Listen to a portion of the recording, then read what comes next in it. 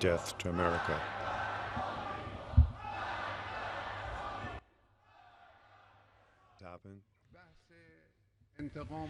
Now, the issue of vengeance or retaliation is a different issue.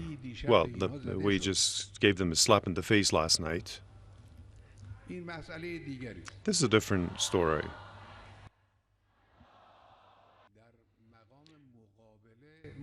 Now, what matters when it comes to reciprocity, these are military action this way.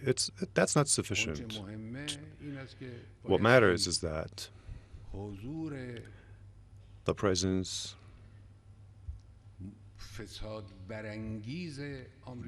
of America that's a source of corruption in this region, that should come to an end.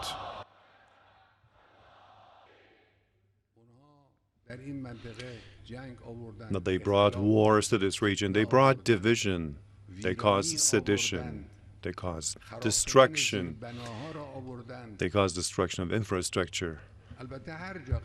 Of course, wherever they stepped in, wherever in the world they stepped in, that's how they acted. So for now, we care about the region in front of us, our immediate region. And they insist that this corruption and destructiveness, they want that to see happen in Iran and the Islamic Republic of Iran. They insist that the issue of negotiations, let's sit at a negotiating table and all that jazz, that's a prelude to their presence in this part of the world.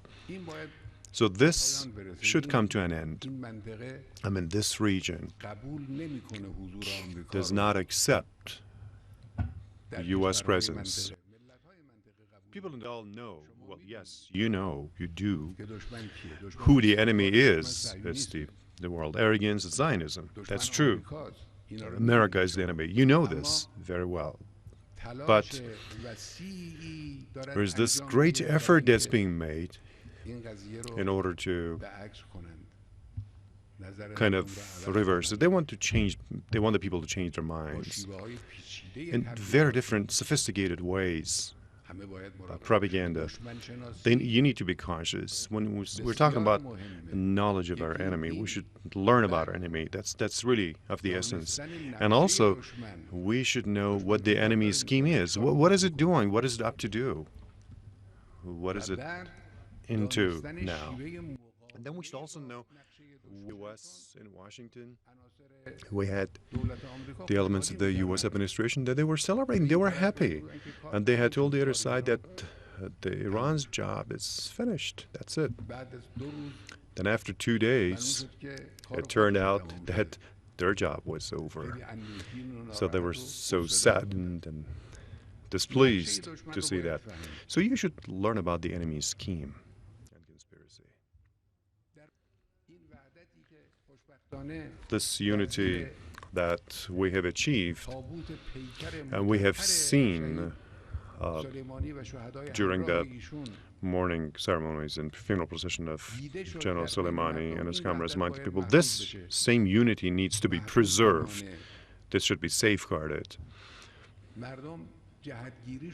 People should move in that direction. This is the direction of the revolution. That means respect for the men of the revolution. That means respect for the martyrs of the revolution. And respect for whatever reminds us of revolutionary values. In Najaf and also Karbala cities, you saw in what way they carried the bodies.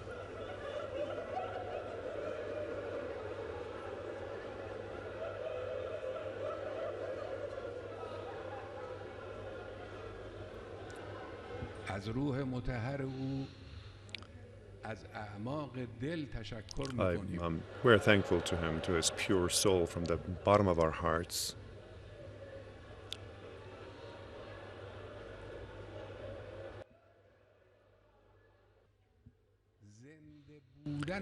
His martyrdom means that our revolution is alive, and that was for the world to see. This is what his martyrdom did. There were some people who wanted to move the dust away from their eyes. The enemies felt weak. in the face of the greatness of Iranian nation. Maybe they do not utter it in words, but they know it, they feel it inside. And maybe they have no other way. The enemy that tried and strived, this great fighter, this great commander of the fight against terrorism, they try to introduce such a man as a terrorist. These are unfair, unjust Americans, liars. This is nonsense. You shouldn't attach any importance, and you shouldn't take heed of their comments. This is the way they acted, and the people of Iran gave them a crushing response. Slogans of death to America.